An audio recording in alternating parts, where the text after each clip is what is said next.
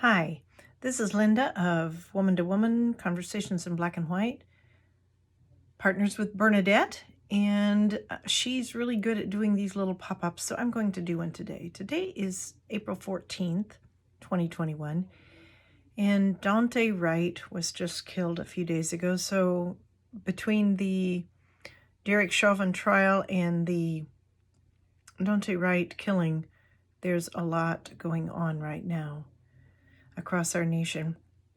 There's one thing that just keeps coming up for me that I feel I need to speak to. There are so many places we can make corrections to the systemic racism that is going on right now, but I think one that is rarely talked about is that I am convinced that underlying all of the racist acts and justifications and excuses, including the whole social practice of not really holding the police accountable, is the unspoken conviction unspoken by most people, that Black people are subhuman. I know that's an ugly thing to say, but it's underlying all of this, and if we don't start saying it, the people who don't mean to think that are not going to understand really what's going on. There is a long-held conviction that Black people are subhuman. Here's a quote. I'm going to turn my eyes away and read this. This is from Heather Cox Richardson, the historian, who shared this on April 11th. Direct quote from Heather Cox Richardson. "The men who framed the Constitution had made the terrible error of believing in equality. Georgia's Alexander Stephens, the newly elected vice president of the Confederacy, told a crowd on March 21st, 1861. This is from Georgia's Alexander Stephens, the VP of the Confederacy. Northerners, he said, stupidly clung to the outdated idea that, quote, the Negro is equal, and hence conclude that he is entitled to equal privileges and rights with the white man.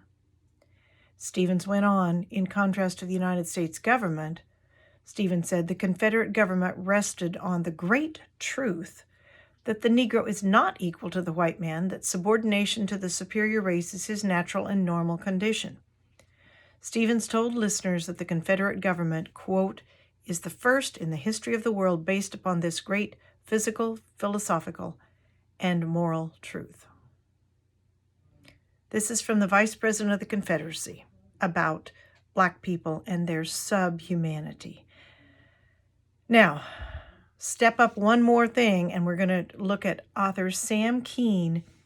He's an author in social psychology that probably close to 30 years ago, he wrote a book called Faces of the Enemy.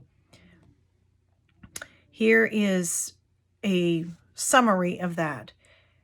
He says that nations and individuals dehumanize their enemies to justify the inhumanity of war.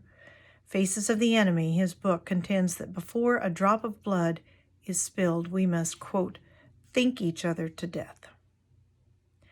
He has massive illustrations in this book called Faces of the Enemy about how the U.S. dehumanized the Japanese, the Germans dehumanized the Americans and all the allies. We did the same to them. When you dehumanize your enemy, then you can send soldiers into war and they can actually kill them because they don't think they're human anyway. Do you see some similarities? If there is a portion of the United States population that believes that Black people are subhuman, as ugly as that sounds, then it's not a big deal to kill a subhuman. This is a horrendous underlying cause, I believe, for the continued agony that we are all enduring with Black people getting killed randomly by overexcited cops, fearful cops, cops that are used to taking matters into their own hands. And because of this belief that Black people are subhuman and cops perhaps are superhuman, we hold doctors accountable, we hold teachers accountable, we hold public officials accountable, at least we do in some situations, but we are not holding police accountable as a society, and that has to change.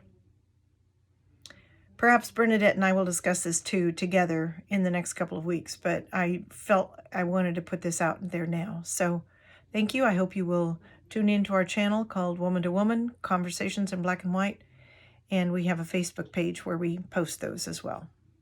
YouTube, thank you.